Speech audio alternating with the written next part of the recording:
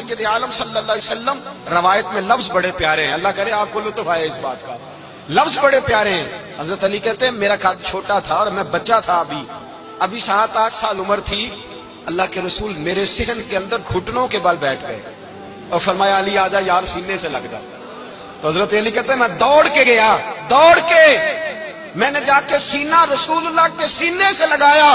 حضرت علی فرماتے ہیں یہ میرا مقام ہے، 8 سال کی عمر میں سینہ لگایا تھا، اور جب رسول اللہ کو قبر میں اتارا پھر بھی میرا ہی سینہ مصطفیٰ کے سینے سے لگا ہوا، میرا ہی سینہ لگا ہوا تھا حضور کے سینے۔ علی شیر خدا متاثر کس چیز سے ہوئے؟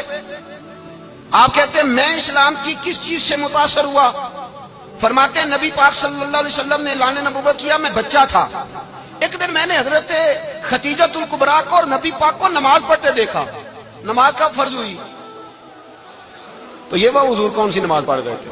ہم تو فرض ہونے کے بعد نہیں پڑھ رہے، اور رسول پاک فرض ہونے سے پہلے نماز ادا فرما رہے، فرض ہونے سے پہلے۔ اور حضرت علی کا میں نے قول سنایا تھا، مولا علی شیر خدا کہتے ہیں میں نے دعا کی ہے خدا بندہ مجھے جنت میں بھی نماز کی توفیق دینا، جہاں نماز نہ ہو میرا تو وہاں دل ہی نہیں لگتا۔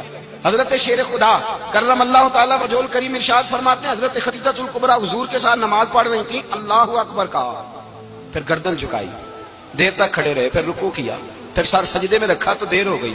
کہتے میں بچہ تھا، غور سے دیکھتا رہا، غور سے دیکھتا رہا۔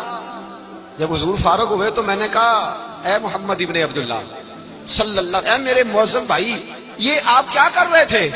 تو حضور نے فرمایا میں اس رب کی نماز پڑھ رہا تھا جس کا میں رسول بن کے آیا ہوں، اس رب کی نماز پڑھ رہا تھا جس کا میں رسول بن کے آیا ہوں۔ تو حضرت علی کہنے لگے مجھے بڑی پسند آئی ہے، میں نے بھی پڑھنی ہے۔